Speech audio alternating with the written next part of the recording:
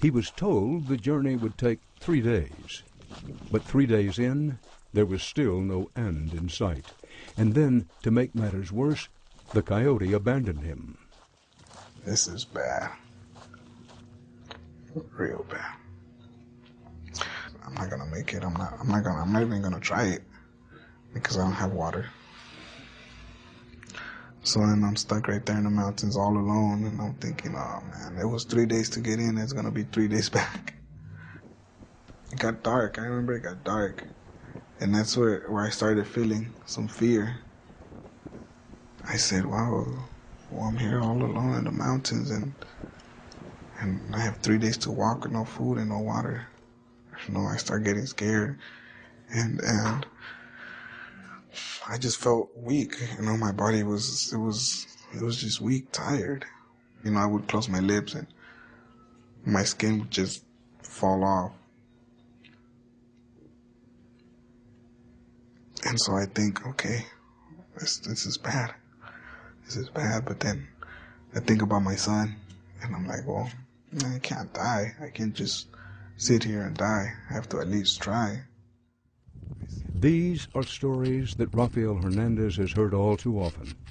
The angel of the desert says that crossing these mountains and gullies on foot exacts a tremendous toll on the human body and mind. Primero que nada, empiezan a desesperarse, a angustiarse. Cuando se angustian, empieza su adrenalina a correr, entonces empiezan a excederse en ejercicio. La desesperación, la angustia los hace que suban montañas muy altas, se cansan más rápido. La desesperación de que no pueden ver nada los agita de más. And I decided, well, I have battery for one phone call. And so I call my girlfriend, and I tell her, you know what, I'm here, and I'm okay. I'm gonna be okay. Don't worry about me. I'm just out of food and out of water. I'm gonna be okay. Don't you worry, and everything's gonna be fine. And then my battery runs out.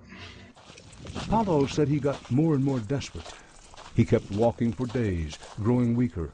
He collapsed, but finally willed himself to get back up and continue.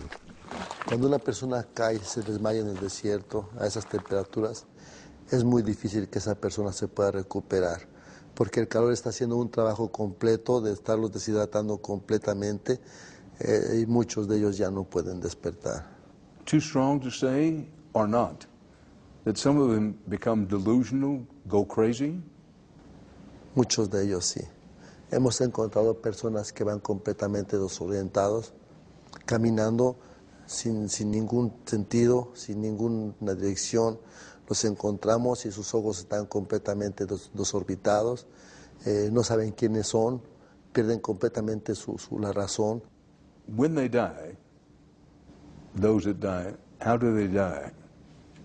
Es una muerte muy tormentosa, es una muerte de lo más cruel, porque primero ven la soledad, ven la angustia, ven el miedo, y van sintiendo en su cuerpo cómo se va desgastando, cómo poco a poco se va consumiendo su vida.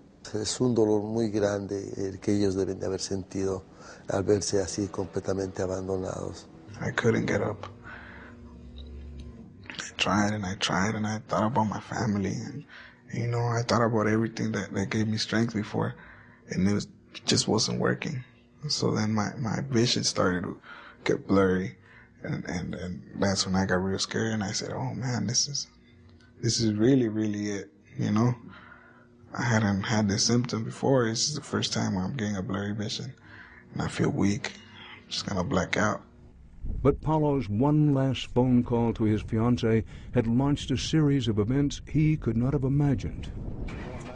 She knew who to call, the angel of the desert. It seemed that she had enough clues to Paulo's whereabouts that he just might have a chance. Me estaba diciendo, mi esposo está perdido en las montañas de la Rumorosa. Él trae un teléfono celular y se quedó solo. The next morning, at first light, Hernandez assembles his team. Esta es la dirección de los tubos. A video camera in tow to capture what all hope will be a successful rescue. They know from the description they got of landmarks that this mission will take them across to the Mexico side of the border. Teníamos que correr los riesgos que se necesitaban porque necesitábamos encontrarlo pronto. Fueron bastantes montañas las que tuvimos que caminar, escalar, brincar, hasta llegar a un cañón. No podíamos darnos el lujo de tomar caminos accesibles. Teníamos que llegar lo más pronto posible hacia el área donde nosotros nos imaginábamos que podía estar el camino de él. So then after a while, I start hearing voices calling my name. And I think, oh man, now I'm starting to hallucinate. And I hear those voices again. And I'm like, oh, I'm really dying then. I thought to myself, whoa, is it just my mind? Or maybe it could be angels. Who knows? And I was like, oh, I don't want to die. I'm too young. I want to die. But luckily it was an angel. Pablo!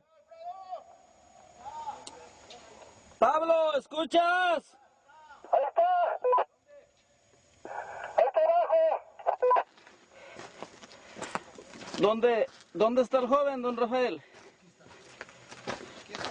¿Está lastimado?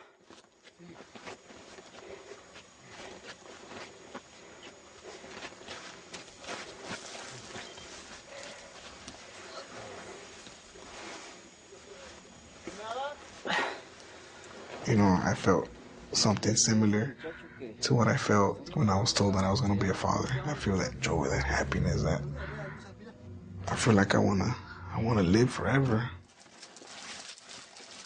¿Cuánto tiempo llevas sin agua, Pablo? 2 días y medio. 2 días y medio. Con esos zapatos, Dios mío, con eso no puedes caminar en estas piedras, muchacho. Está en buenas condiciones, lastimado, pero en buenas condiciones. Pero es un momento muy emotivo para todos, sobre todo cuando vimos que estaba vivo. Es algo especial el ver cómo es que él estaba comiendo, porque no estaba comiendo, estaba devorando. Trata de comer despacio, toma tu agua despacio también. Te puede hacer daño por el tiempo que llevas sin alimentos ni agua. Cuando una persona está en una situación como esa, no tienen saliva, los ojos no tienen brillantez, la piel está de un color muy especial, casi como azul, no sé, se ve muy pálido, no sé cómo. Entonces empezamos a ver la transformación, empezamos a ver brillo en sus ojos, vio su vida otra vez, que estaba regresando a él. Paulo showed Hernandez the roots he'd eaten to try to stay alive.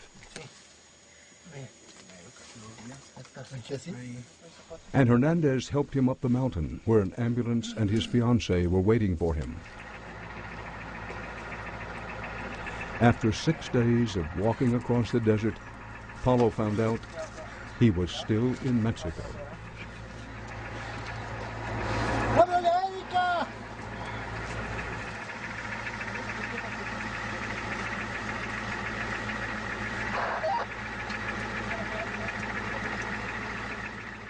Many Americans watching this, and I would say overwhelmingly most of them probably have sympathy and empathy, but they will say some version of this: sir, I'm sorry people are dying, but these immigrants are breaking the law.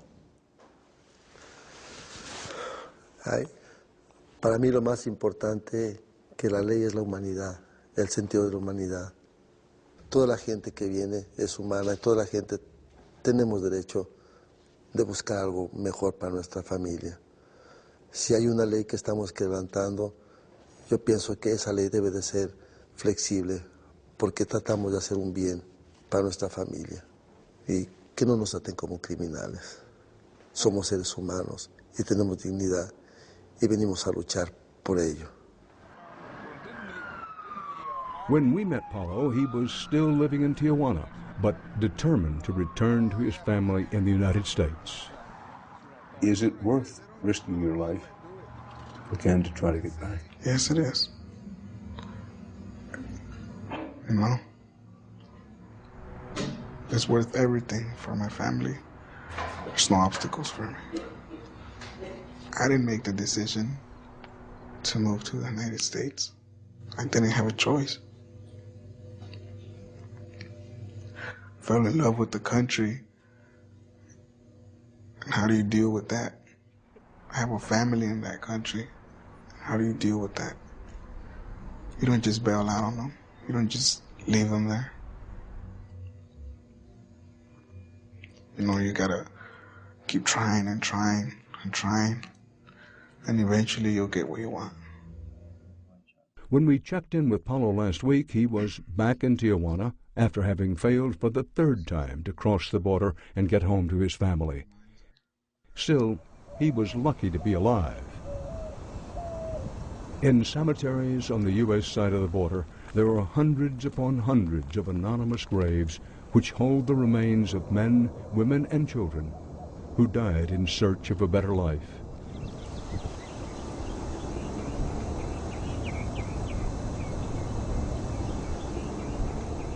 And that brings us back to the angel of the desert and the search for Rigo and his cousin. Here in Arizona, after months of not knowing, it comes to an end.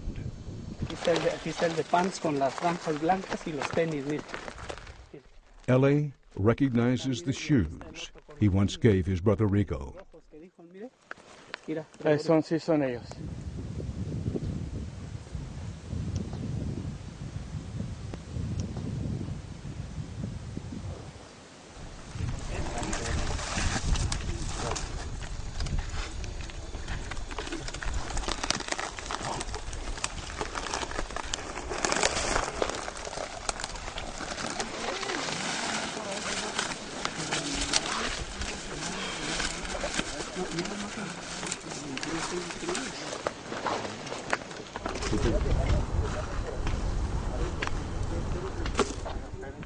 And then he calls home. Sí, mi amor, pues ya. Gracias a Dios que ya los encontramos, que descansen en paz.